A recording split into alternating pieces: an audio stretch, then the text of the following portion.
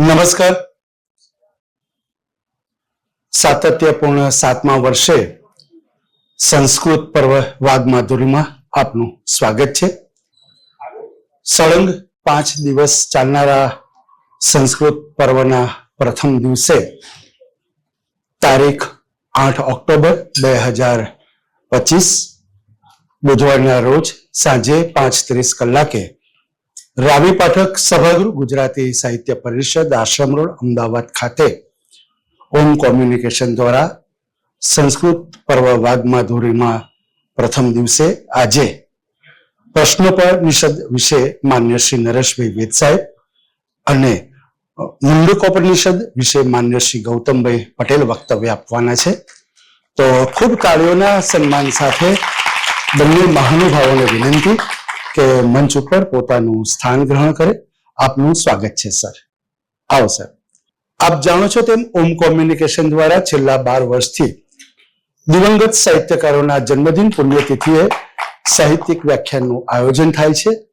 તેમજ દર મહિને શબ્દજ્યોતિ શીર્ષક હેઠળ એક હયાત સાહિત્યકારના જન્મદિનની ઉજવણી થાય છે. સાથે સાહિત્યના વિશિષ્ટ કાર્યક્રમો જેવા કે સાહિત્ય પંચામૃત, સંસ્કૃત પર્વ, સંત સાહિત્ય પર્વ, શબ્દ સંપદા, પુસ્તક પરિચય અને ગુજરાતી આત્મકથાના 150 વર્ષની ઉજવણી એવા વિશિષ્ટ કાર્યક્રમોનું આયોજન પણ થાય છે. આયોજન થયેલ તમામ કાર્યક્રમો યુટ્યુબમાં સાહિત્ય વિમર્શમાં અપલોડ કરવામાં આવે છે, જેથી જે અહીંયા હાજર નથી રહી શક્યા એ લોકો આ કાર્યક્રમનો લાભ લઈ શકે. માતૃભાષા ગુજરાતીની ચિંતા કરવાને બદલે માતૃભાષા ગુજરાતીનું સંવર્ધન થાય એ મુખ્ય હેતુથી સંસ્થા આવા સાહિત્યિક વ્યાખ્યાનનું આયોજન કરતું હોય છે.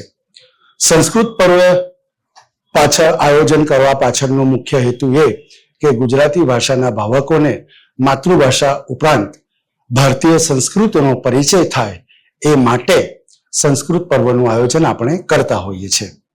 સૌપ્રથમ આપણે વક્તાશ્રીનું સ્વાગત કરીશું. હું માન્ય શ્રી હર્ષદભાઈ ત્રિવેદી સાહેબને વિનંતી કરું, આપ આવો અને નરેશભાઈ વેદ સાહેબનું સ્વાગત કરો.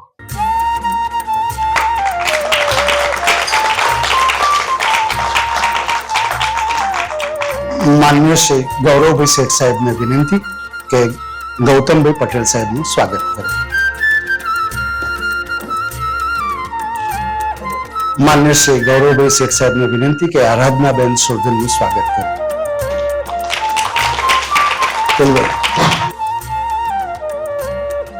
હવે કાર્યક્રમની રૂપરેખા કંઈક આ પ્રકારે રહેશે.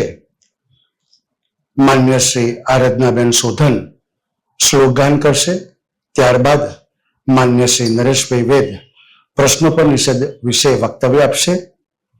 ત્યારબાદ ફરીથી આરાધનાબેન શોધન શ્લોકગાન કરશે અને ત્યારબાદ મુંડકોપનિષદ વિશે માન્ય શ્રી ગૌતમભાઈ પટેલ વક્તવ્ય આપશે.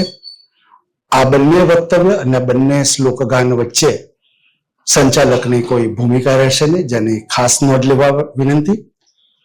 વક્તાશ્રીના વક્તવ્ય પહેલા અને શ્લોકગાન પહેલા અને પછી વક્તાશ્રી અને આરાધનાબેનનું આપણે સન્માનપૂર્વક તાળીથી અભિવાદન કરીશું એવી નમ્ર વિનંતી.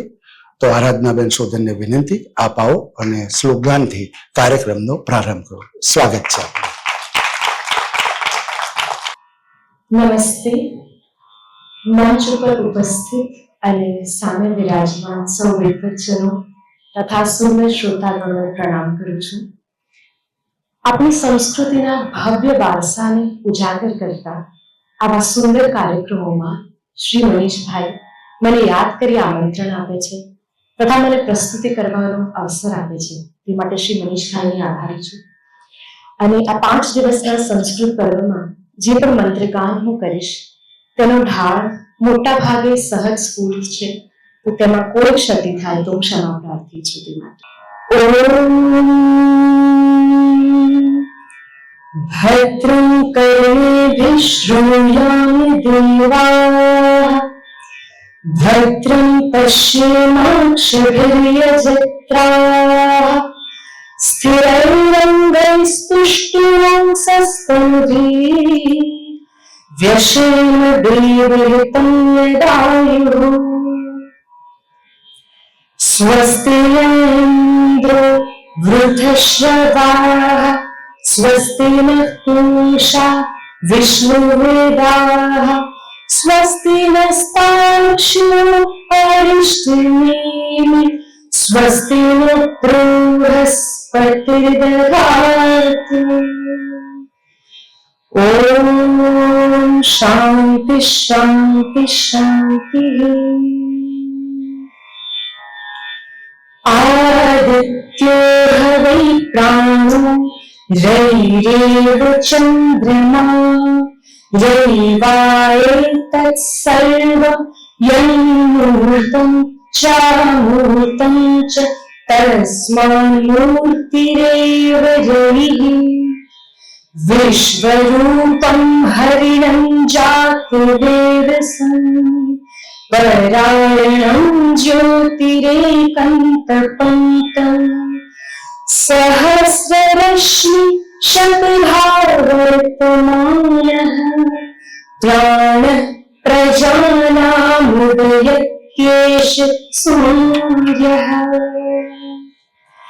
अथोत्तरेण तपसा ब्रह्मचर्येण श्रद्धया विद्ययात्मानम् अन्विष्यादित्यमभिजयन्ते। एतद्वै प्राणानाम् आयतनम् एतदम् अमृतम् अभयम् एतत्परायणम् एतस्मान्न पुनरावर्तन्त इति एष निरोधस्तदेष श्लोकः। अन्नं वै प्रजापतिस्ततो भवै तद्रेतस्तस्मादिमः प्रजाः प्रजायन्त इति। तान् वरिष्ठः प्राण उवाच मामोहमापद्यथा अहमेवैतत् पञ्चधात्मानं प्रविभज्यैतत् बाणमवष्टभ्य विधारयामि।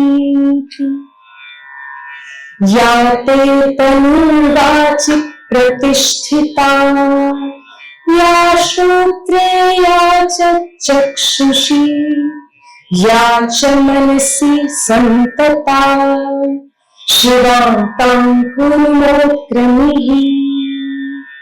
प्राणस्येवं वशे सर्वं त्रिदिवे यत् प्रतिष्ठितम् मातुः पुत्र यशस्व श्रीश्च प्रज्ञां च विधेहिन इति।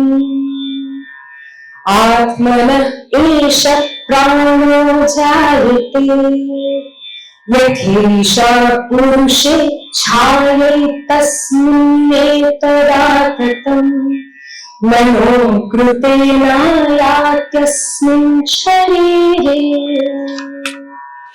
उत्पत्तिमायतिं स्थानं विभुत्वं चैव पञ्चधा अध्यात्मं चैव प्राणस्य विज्ञायामृतमश्नुते विज्ञायामृतमश्नुत इति।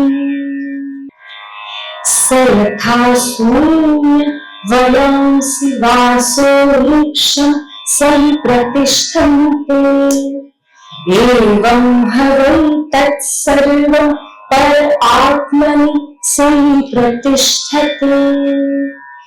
एष हि द्रष्टा स्पृष्टा श्रोता घ्राता रसयिता मन्ता बोद्धा कर्ता विज्ञानात्मा पुरुषः।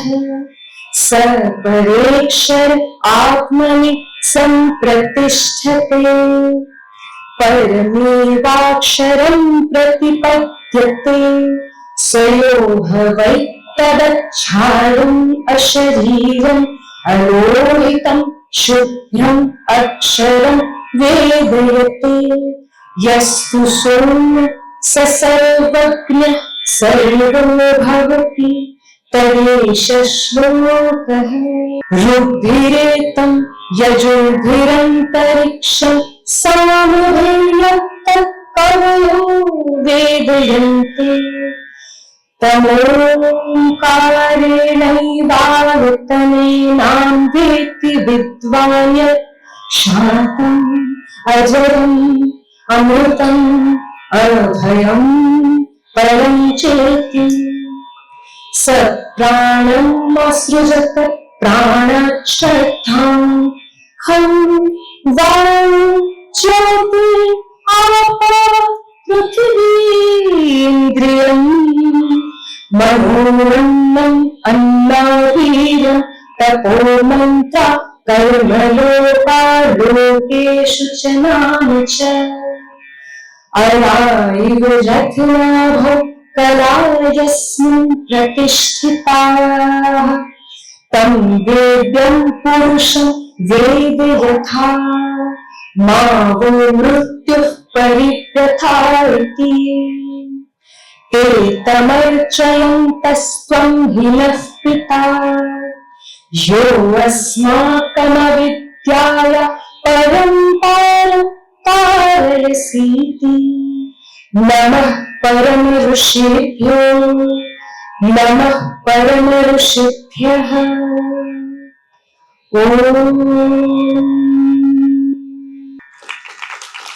परम आदरणीय मुरब्बी श्री ગૌતમભાઈ પટેલ સાહેબ, આજે વાઘમાધુરીનો આ સુંદર કાર્યક્રમ આયોજિત કરનાર હોમ કોમ્યુનિકેશનના અધિષ્ઠાતા ભાઈ શ્રી મનીષભાઈ, અહીંયા શ્રોતાગણમાં ઉપસ્થિત અનેક મુરબ્બીઓ, મિત્રો, સ્વજનો છે, આપ સૌના ચરણોમાં વંદન કરીને મારે જે ઉપનિષદ વિશે વાત કરવાની છે તેનો આરંભ કરું છું. બહુ નાનકડું ઉપનિષદ છે, પ્રશ્નોપનિષદ. આપ સૌ જાણો છો કે આપણે ત્યાં દુનિયામાં સૌથી વિલક્ષણ એવી જો કોઈ વાત હોય સમગ્ર માનવ જાતમાં તો એ છે કે આપણા પૂર્વજોએ આપણને વિચારોનો અને દર્શનનો બહુ જ મોટો વૈભવ અને વારસો સંપડાવ્યા છે. આખી માનવ જાતમાં કેવળ આપણી પ્રજા જ એક એવી છે કે જેને એના પૂર્વજોએ જીવનનું વ્યાકરણ રચીને આપ્યું છે. 100 વર્ષનું નિરામય આયુષ્ય કેવી રીતે જીવી શકાય અને એના કેવા તબક્કાઓ હોઈ શકે, 4 વર્ણ, 4 પુરુષાર્થ, 4 આશ્રમ, બધી જે વ્યવસ્થાઓ એમણે યોજીને આપણી સામે એક સરસ મજાનું ગ્રામર જે આખું લાઈફનું ગોઠવીને આપ્યું. પણ એટલેથી અટક્યા નહીં અને આપણા પૂર્વજોએ સમગ્ર માનવ જાતને વિચારના વૈભવ રૂપે જે કંઈ આપ્યું છે તે એટલું બધું અમૂલ્ય છે અને માત્ર આપણે જ એની આટલી બધી મૂલ્યવત્તા આંકીએ છીએ એવું નથી. આપ જાણતા હશો કે શોપનહોર હોય કે ઇમેન્યુઅલ કાન્ટ હોય કે પછી આપણા સાયન્ટિસ્ટો હોય, એ બધાએ આપણા ઉપનિષદોનું મહાત્મ્ય છે તે સ્વીકાર્યું છે અને એમાંથી ઘણા બધા વિચારો પણ ઉપાડ્યા છે. આલ્બર્ટ આઇન્સ્ટાઈને તો બહુ સ્પષ્ટ રૂપે કહ્યું છે કે ઉપનિષદોમાં આવેલી જે પ્રાકૃત ઋષિએ આપેલી પ્રાકૃત વિદ્યા છે તેનો આધાર લઈને હું આ વાત કરી રહ્યો છું. તો તમે જોશો કે આ જે આપણી પાસે દર્શન, ચિંતન અને વિચારોનો જે વૈભવ છે, જે વારસા રૂપે આપણને મળ્યો છે, અમૂલ્ય ધરોહર છે આપણી, બહુ મોટી વિરાસત છે. પણ દુઃખની વાત એ છે કે આઝાદી પૂર્વે અને આઝાદી પછી આપણે ત્યાં આટલા બધા શૈક્ષણિક પંચો બેઠા, એજ્યુકેશનલ કમિશન્સ આપણે રચ્યા, વારે વારે શિક્ષણ નીતિઓ આપણે ઘડી, છતાં એમાંના કોઈ પંચે ક્યારેય આપણા ઉપનિષદોને અભ્યાસક્રમમાં સામેલ કરવાનું વિચાર્યું નહીં. ક્યારે એવું સજેશન આવ્યું નહીં. સંસ્કૃત ભાષા સાહિત્ય લઈને ભણતા કેટલાક વિદ્યાર્થીઓ માટે એમાંનો અમુક અંશ ભણવામાં આવે, એની સામે દુનિયાની પ્રસિદ્ધ યુનિવર્સિટીઓ છે તેને પોતાના પાઠ્યક્રમમાં, પોતાના અભ્યાસક્રમની અંદર ઉપનિષદો દાખલ કરી દીધા છે. એટલું જ નહીં, એ લોકોએ ઉપનિષદોની એટલી બધી શ્રદ્ધેય વાચનાઓ પ્રગટ કરી છે, ક્રિટિકલ એડિશન તૈયાર કરી છે કે આપણે જરૂર પડે તો આપણે એનો ઉપયોગ કરવો પડે છે. તો આપણને સૂઝ્યું નથી અને એને પરિણામે આપણે કેટલી બધી પેઢીઓને નુકસાન પહોંચાડ્યું છે એનો કોઈ અંદાજ આપણને આવી શકતો નથી. આમ હું એટલા માટે કહું છું કે આ ઉપનિષદો એની ઉપેક્ષા આપણા ભોગે જ આપણે કરી છે. આપણે એમ માનીને ચાલ્યા કે બધા શાસ્ત્ર ગ્રંથો છે, સંસ્કૃત ભાષામાં છે, સંસ્કૃત રોજબરોજની ભાષા રહી નથી ને આપણને આવડતી નથી, અને માટે આપણે એમાં કેવી રીતે પ્રવેશીશું? ખરી વાત એ છે કે અર્વાચીન ભારતીય બધી જ ભાષાઓમાં બધા જ ઉપનિષદો, મોટા ભાગના ઉપનિષદો છે તે ઉપલબ્ધ છે. ગુજરાતી, હિન્દી, મરાઠી, તામિલ, તેલુગુ, પંજાબી, કાશ્મીરી, ઉર્દુ, અંગ્રેજી, જે ભાષામાં જોઈએ તે ભાષામાં ઉપનિષદો છે તે ઉપલબ્ધ છે. તો જાગ્યા ત્યાંથી સવારે એવું થવું જોઈએ. આમ હું એટલા માટે કહું છું કે આ કોઈ શાસ્ત્ર ગ્રંથો નથી, આ લાઈફ સાયન્સના ગ્રંથો છે, જીવન વિજ્ઞાનના ગ્રંથો છે. જીવન શું છે, આપણે શું છીએ, જેને જીવાત્મા કહીએ છીએ, પરમાત્મા કહીએ છીએ, જેને બ્રહ્માંડ કહીએ છીએ, જેને બ્રહ્મ તત્વ કહીએ છીએ, જેને કર્મ કહીએ છીએ, જેને પ્રારબ્ધ કહીએ છીએ, જીવન પછીની જે ગતિઓની વિશે આપણે વિચારણા કરીએ છીએ, બધા જ પાયાના પ્રશ્નો છે તે આની અંદર છણાયેલા છે. જીવનને સમજવા માટે, એને એની અખિલાયમાં, એની સમગ્રતામાં, એની સંપૂર્ણતામાં સમજવા માટે ઉપનિષદોથી વધારે ઉત્તમ ગ્રંથો બીજા કોઈ હોઈ શકે નહીં. અને એની જગ્યાએ આપણે એની આટલી બધી ઉપેક્ષાઓ કરી અને આપણે ક્યાંય આપણી જનરેશનને આ બધી વસ્તુ આપી નહીં. આ એક બહુ દુઃખદ હકીકત છે અને એ હકીકત નિવારવા માટે થઈને સંસ્કૃતના ગૌતમભાઈ પટેલથી માંડીને આપણા બધા વિદ્વદ્વરીઓ સામે બેઠા છે, એમાંના ઘણાએ ખૂબ જહેમત ઉઠાવી છે. પણ મને આનંદ એ વાતનો થયો કે સંસ્કૃત પર્વ નિમિત્તે આ વખતે મનીષભાઈએ ઉપનિષદો પસંદ કર્યા અને ઉપનિષદો વિશે આ એક વ્યાખ્યાન શ્રેણીનું આયોજન કર્યું કે જેથી સૌનું ધ્યાન દોરી શકાય આ બાબત ઉપર. બધા જ ઉપનિષદોની વિશે તો આપણે વાત ન કરી શકીએ, કેમ કે ઉપનિષદોની સંખ્યા છે તે ધીરે ધીરે જુદા જુદા જેમ જેમ સંદર્ભો મળતા ગયા એમ 300 સુધીની ગણાવાય છે. અને ઘણાને આશ્ચર્ય થશે કે આ ઉપનિષદો કોઈ ધર્મ સંપ્રદાયને લક્ષ્ય કરીને લખાયા નથી. જે લોકો ઉપનિષદથી સાવ અપરિચિત છે એમને માટે આ વાત જણાવવી જરૂરી છે કે અલ્લાહનો પણ ઉપનિષદ છે, રામ અને કૃષ્ણના પણ ઉપનિષદો છે, યોગના પણ ઉપનિષદો છે, સંન્યાસના ઉપનિષદો છે, વેદાંતના ઉપનિષદો છે, શૈવ ઉપનિષદો છે. ઉપનિષદોને કોઈ વર્ણ્ય વિષયની સીમા છે તે ક્યારેય નડી નથી, કારણ કે એમને જીવનને સમજાવવું છે, એમને અધ્યાત્મને સમજાવવું છે, એમને તત્વને સમજાવવું છે, એનો પરિચય કરાવવો છે. અને એટલે આપણી ગરજે આપણે એમની પાસે જવું જોઈએ અને વારે વારે જવું જોઈએ. હવે આપ સૌ જાણો છો કે આપણા શાસ્ત્રોની બે પદ્ધતિ રહી છે.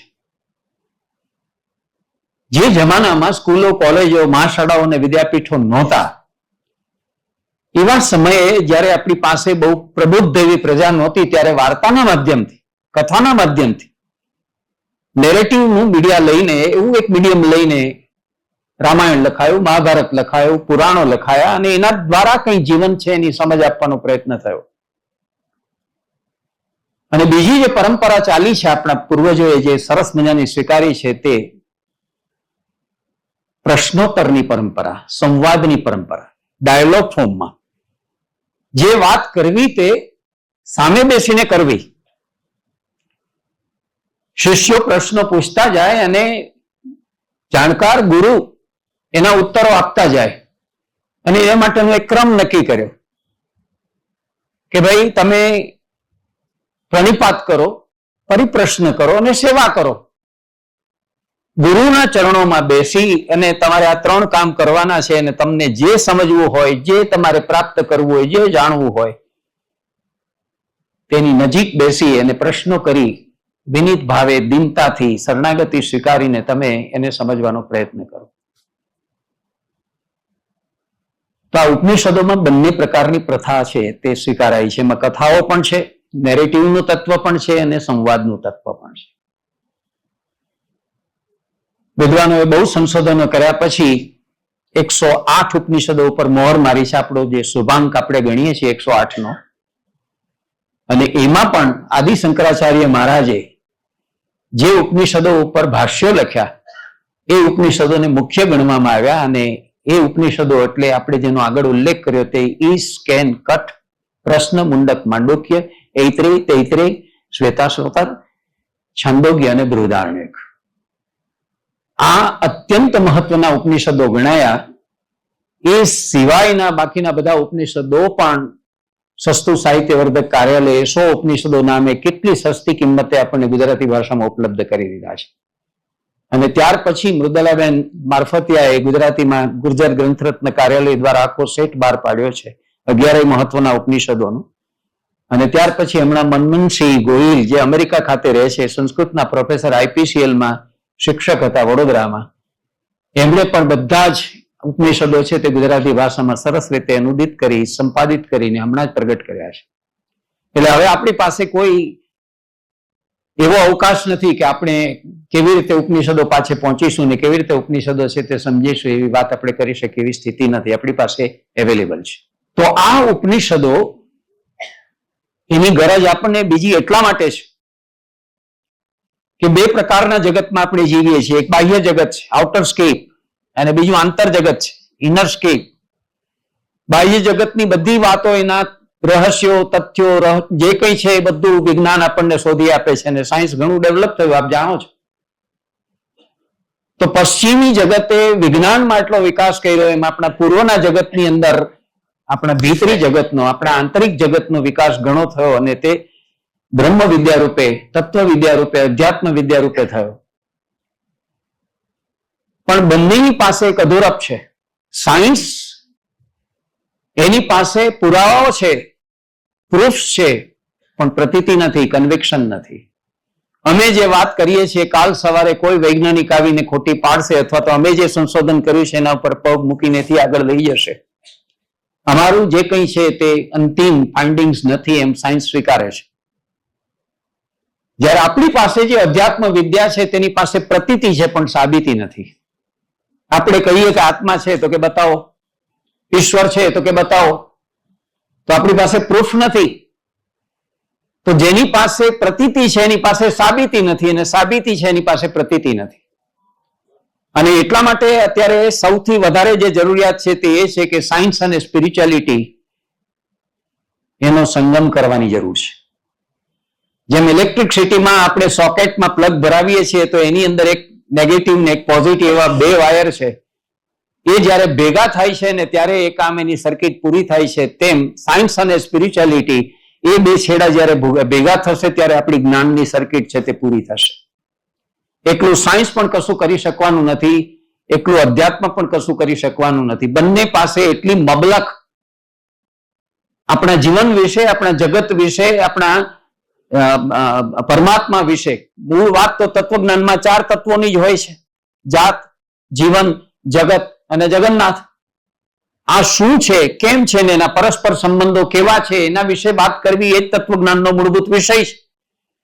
અને જે દુર્લભ એવો માનવ અવતાર મળ્યો છે, જેને જૈન દર્શન કહે છે કે 84 લાખ ફેરાઓમાંથી માત્ર 9 વખત જ મનુષ્ય અવતાર આવે છે, અને એને કારણે આટલો બધો દુર્લભ ગણાય. માત્ર 9 વખત મનુષ્ય અવતાર.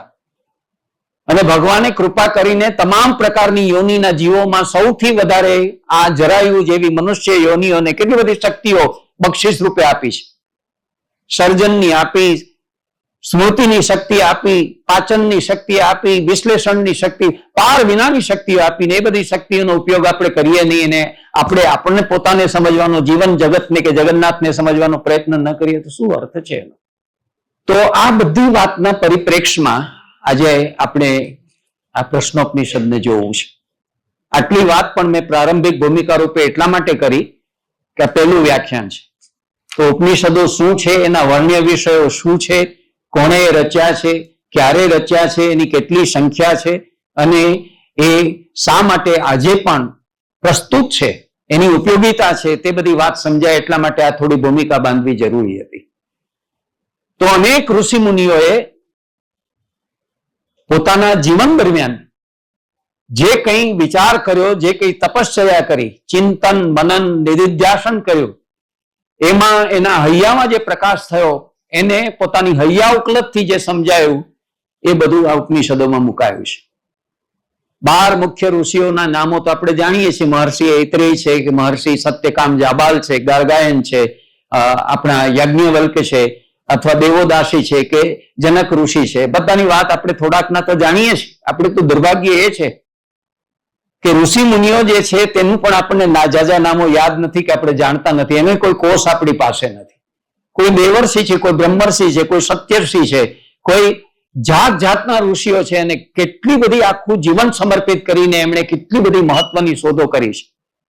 અને આ બધું સ્પેક્યુલેટિવ થિંકિંગ નથી, ધારણામૂલક એવું આ ચિંતન નથી. આ બધું એમ્પેરિકલ અનુભવમૂલક ચિંતન છે, જે પોતે પોતાના જીવનમાં અનુભવ્યું છે એવું ચિંતન આપણી પાસે મૂક્યું છે. એટલે કોઈ વાત બેઝલેસ નથી, પાયા વગરની નથી, બધી બુનિયાદ સાથેની છે.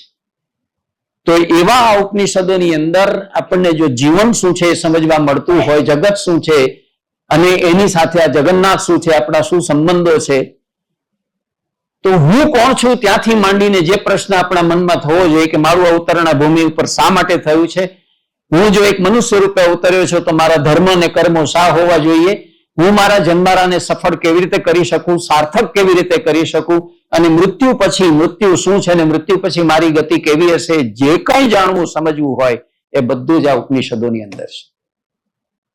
તો આપણા માટે થઈને આ અત્યંત જેને કહીએ એવા જીવન વિજ્ઞાનના જે ગ્રંથો છે એ ગ્રંથોનું સૌ કોઈ હૃદયપૂર્વક સ્વાગત કરે અને એના આસ્વાદ અને અવબોધની પ્રવૃત્તિમાં આગળ વધે એવા અનુરોધ સાથે ત્યાં એ વાતને અટકાવું છું. અને હવે આપણા પ્રશ્નોપનિષદની વાત ઉપર આવું છું.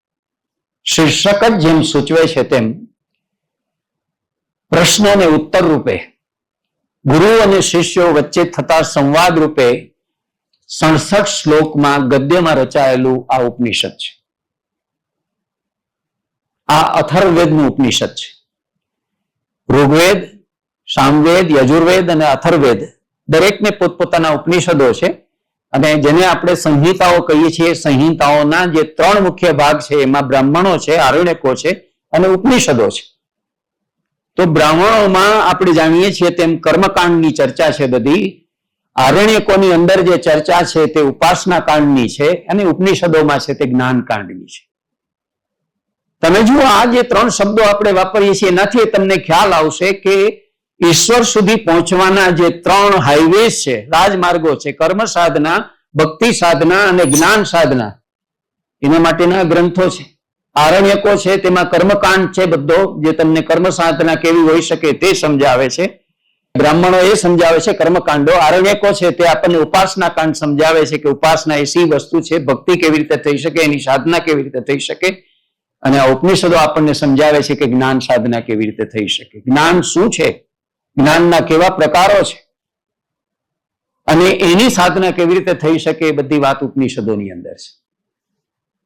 તો અથર્વવેદ જેના ઘણા ઉપનિષદો છે તેના 3 આ મુખ્ય ઉપનિષદો, મુંડક સાહેબ જેના વિશે વાત કરશે, માંડુક્ય અને પ્રશ્નોપનિષદ.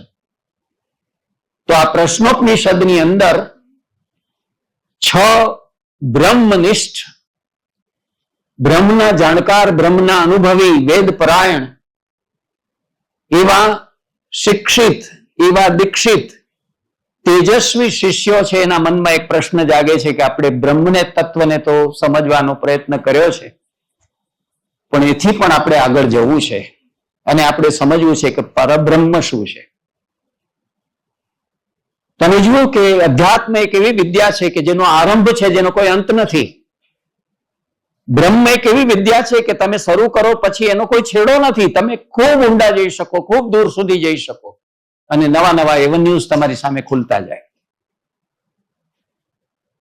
તો આ 6 શિષ્યો જુદા જુદા ક્ષેત્રમાંથી આવ્યા છે અને એમના સાંભળવામાં આવ્યું છે કે પીપલાદ શાખાના, પીપલાદ નામના જે ઋષિ મુનિ છે તે આવા પરબ્રહ્મના બહુ જ માહેર છે, જાણકાર છે, પરમ જ્ઞાની છે, તો એની પાસેથી આપણને આ તત્વ છે તે સમજવાનું મળશે. એ જમાનાની રીતભાત કેવી હશે તમે જુઓ. તો આવા જ્ઞાનીઓ, જ્ઞાનનો કોઈ અહંકાર, કોઈ અભિમાન, કોઈ મદ કશું રાખ્યા વગર હાથમાં સમિધ લઈને, સમિત પાણી થઈને ગુરુની પાસે પહોંચ્યા છે અને વિનંતી કરે છે કે આપ અમને અમારા પ્રશ્નોના ઉત્તર આપો ને અમારી શંકાઓનું, અમારી જિજ્ઞાસાનું સમાધાન કરો. અને ત્યારે ઓળખે છે, પીપલાદ ઋષિ ઓળખે છે કે આ કોઈ સામાન્ય શિષ્ય નથી, વેદજ્ઞ છે, બ્રહ્મજ્ઞ છે અને બ્રહ્મચર્ય પાળનારા છે, તપશ્ચર્યા કરનારા છે, ગુરુમાં અને શાસ્ત્ર વચનમાં આસ્થા રાખનારા છે, બધું જ જાણે છે. પણ એ કહે છે કે 1 વર્ષ મારા આશ્રમમાં રહો, બ્રહ્મચર્યનું પાલન કરો, તપશ્ચર્યા કરો અને શ્રદ્ધાથી તમારી જાતે અંદરથી જવાબ મેળવવાનો પ્રયત્ન કરો. જો આપણી મૂળ જે શિક્ષણ પ્રણાલી છે તે આ છે. વિવેકાનંદજી કહેતા હતા ને, સ્વામી વિવેકાનંદ કહેતા હતા કે માણસ પૂર્ણ છે અને એની અંદર એક દિવ્યતા અને બીજી પૂર્ણતા બંને ઇનહરન્ટ છે. કોઈ શિક્ષક, કોઈ ગુરુ, કોઈ કશું શીખવી શકતા નથી. તમારી અંદર છૂટું છવાયેલું પડેલું, અત્ર તત્ર વેર વિખેર પડેલું જે કંઈ છે તેને સુગ્રથિત કરી આપે છે. એક ટ્યુટરનું કામ છે, શિક્ષકનું કામ, ગુરુનું કામ કડીઓ જોડી આપવાનું છે. હકીકતે જ્ઞાન આપણે પોતે પોતાને ખોતરીને, અંદર ડિગિંગ કરીને, ઉત્ખનન કરીને આપણે પોતે જ પ્રાપ્ત કરવાનું છે. તો ગુરુ એવો આદેશ આપે છે કે 1 વર્ષ મારા આશ્રમમાં રહો અને તમે જ આ મુદ્દા ઉપર ચિંતન કરો. તમારો જે પ્રશ્ન હોય તમને ખુદને પૂછો, અંદરથી જવાબ મેળવવાનો પ્રયત્ન કરો તમે. અને તેમ છતાં કોઈ પ્રશ્ન તમારા હશે તો વર્ષના અંતે તમે મારી પાસે આવજો. તમારા પ્રશ્નનું હું જેટલું જાણતો હોઈશ તેટલો તમને સમજાવીશ, હું તમને એની વાત કરીશ. તમે એની અંદર મેરા નંબર કેટલા હશે તમે જુઓ. જે પરબ્રહ્મના જ્ઞાતા છે, આટલા મોટા જેને કહીએ એવા પરમ જ્ઞાની છે, એ કોઈ અહંકારથી વાત નથી કરતા ને એટલી બધી સરળતાથી વાત કરીને મૂકે છે કે હું જેટલું જાણતો હોઈશ એટલું સમજાવીશ. 1 વર્ષ સુધી એના આશ્રમમાં બ્રહ્મચર્યનું પાલન કરી, શ્રદ્ધાપૂર્વક પોતાની જાતને પ્રશ્નો પૂછતા પૂછતા, અંદર ખણખોદ કરતા કરતા, પોતાના મનના જે પ્રશ્નો છે પરબ્રહ્મ વિશે એને સમજવાની મથામણ કરતા કરતા વર્ષના અંતે ગુરુ પાસે છે તે જે પ્રશ્ન પોતે પૂરો પ્રકાશ ન પામી શક્યા, પૂરો સમજી ન શક્યા, એ પ્રશ્નો પૂછવા માટે ગુરુના ચરણોમાં પાસે આવીને બેઠા. ઉપનિષદ શબ્દનો અર્થ જ એ છે. ઉપ અને ની, એને સદ એના ધાતુ લાગેલું છે. એટલે પાસે બેસવું, ગુરુના ચરણોમાં નજીક બેસી અને ગુરુની પાસેથી જ્ઞાન લેવું, તેનું નામ ઉપનિષદ છે. તો પાસે આવા શિષ્ય ભાવે, વિનમ્ર ભાવે, વિનીત વેશે ત્યાં બેઠા છે અને કહે છે કે પૂછો. ત્યારે કબંદી નામનો જે શિષ્ય છે એ સૌથી પહેલો પ્રશ્ન પૂછે છે. એક પ્રશ્ન તમે ધ્યાનથી સાંભળવાનો પ્રયત્ન કરજો. કેવા પ્રશ્નો લઈને આવે છે અને એ પ્રશ્નોના કેવા ઉત્તરો, ટુ ધ પોઈન્ટ, આડી એવડી કોઈ વાત નહીં, કોઈ વિષયાંતર નહીં, વિષયને વળગીને જ મુદ્દાસર કેવી રીતે વાત ચાલે. તમે જોશો, પ્રશ્ન પહેલો પૂછે છે, ભગવાન આ બધી પ્રજા છે તે ક્યાંથી ઉત્પન્ન થાય છે? જો શબ્દ પ્રજા વાપર્યો છે. પ્રજા કઈ છે એનો અર્થ માત્ર મનુષ્યની પ્રજા નહીં, જીવ માત્ર જે કંઈ આ પૃથ્વી ઉપર, આ બ્રહ્માંડમાં સત્વો, તત્વો, જીવો છે, બધા ક્યાંથી ઉત્પન્ન થાય છે? કોણ ઉત્પન્ન કરે છે?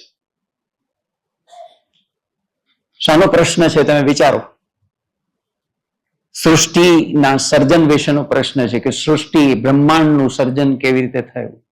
સૃષ્ટિ મીમાંસાનો આ પ્રશ્ન છે, જેને આજે આપણે કોસ્મોલોજી કહીએ છીએ, જેને આપણે બ્રહ્માંડ વિદ્યા કહીએ છીએ. બ્રહ્માંડ વિશેનો પહેલો પ્રશ્ન છે તે કબંદીથી પૂછાય છે અને કહે છે કે આ બધી પ્રજા ક્યાંથી ઉત્પન્ન થાય છે?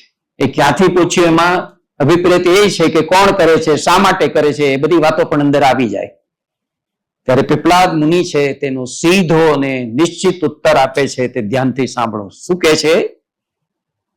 પીપલાદ મુનિએ સીધું એમણે કીધું કે આ પ્રજાઓ ઉત્પન્ન કરી છે પ્રજાપતિએ ઉત્પન્ન કરી છે. હવે પ્રજાપતિ શબ્દ છે તે સંસ્કૃતમાં અને આપણા શાસ્ત્રોમાં બે અર્થમાં વપરાય છે. બ્રહ્માને પણ પ્રજાપતિ કહે છે અને ત્યાર પછી જે કઈ મન્વંતરના મનુઓ થયા તેને પણ પ્રજાપતિ કહે છે. પ્રાણને પણ પ્રજાપતિ કહે છે. તો અહીંયા ગુરુ સૌથી પહેલી વાત મૂકીને એ કહે છે કે પ્રજાપતિએ પ્રાણની ઉત્પત્તિ છે તે કરી છે. શું કામ ઉત્પત્તિ કરી? તો તરત જ કહે છે કે એને પ્રજા ઉત્પન્ન કરવાની ઈચ્છા કરી. એને ઈચ્છા થઈ કે પ્રજા ઉત્પન્ન કરું, એ માટે એમણે તપશ્ચર્યા કરી.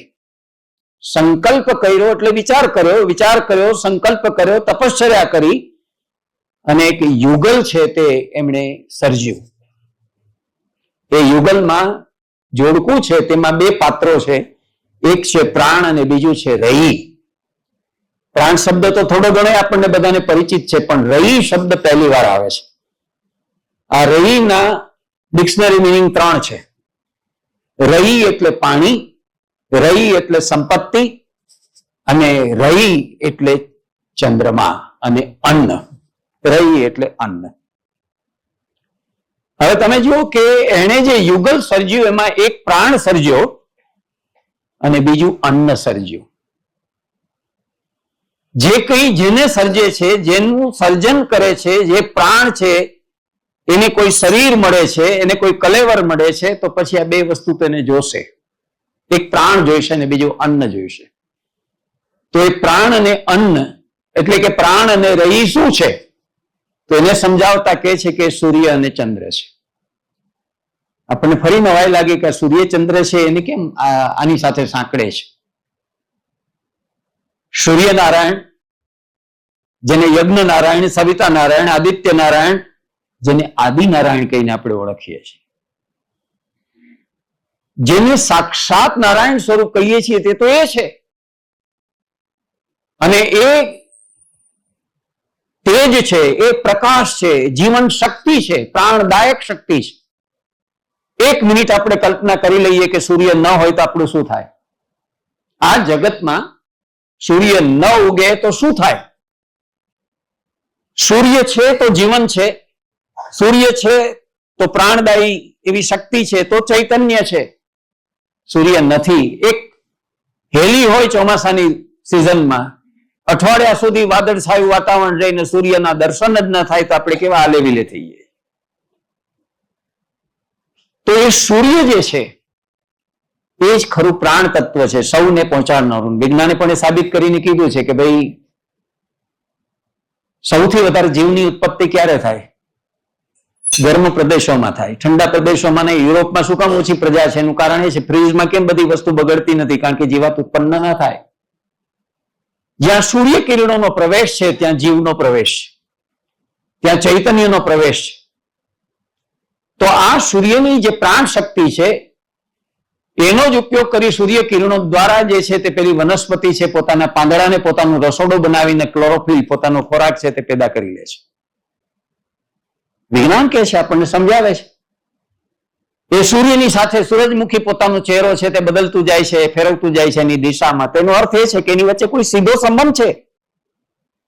જેમ ચંદ્ર છે એ સૂર્યની શક્તિથી પ્રકાશિત થાય છે, પણ એ ચંદ્ર એટલે જે કંઈ આકારવાળી અને આકાર વિનાની જે કંઈ સંપત્તિઓ છે, જે કંઈ ભૌતિક સંપત્તિઓ છે તે બધું ચંદ્ર સ્વરૂપ છે.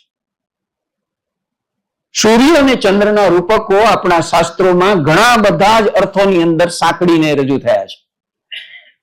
સૂર્યનો સંબંધ બુદ્ધિ સાથે બાંધ્યો છે, ચંદ્રનો સંબંધ મન સાથે બાંધ્યો છે. બે વંશ છે આપણા દેશની અંદર. એક સૂર્યવંશ છે જેમાં રામ પેદા થયા અને બીજો ચંદ્રવંશ છે જેમાં કૃષ્ણ પેદા થયા, જેમાંથી આખી ભારત વર્ષની પ્રજા છે તે આટલી વિકસી. તમે જુઓ, પાયાની વાત પકડીને આપણા વિદ્વાનો, આપણા પૂર્વજો ચાલે છે કે આ સૂર્ય સવારમાં પોતાના કિરણો દશે દિશાઓમાં જે રીતે પ્રસારિત કરે છે ને એને પરિણામે સમગ્ર જગતની અંદર જે ચૈતન્ય જાગૃત થાય છે,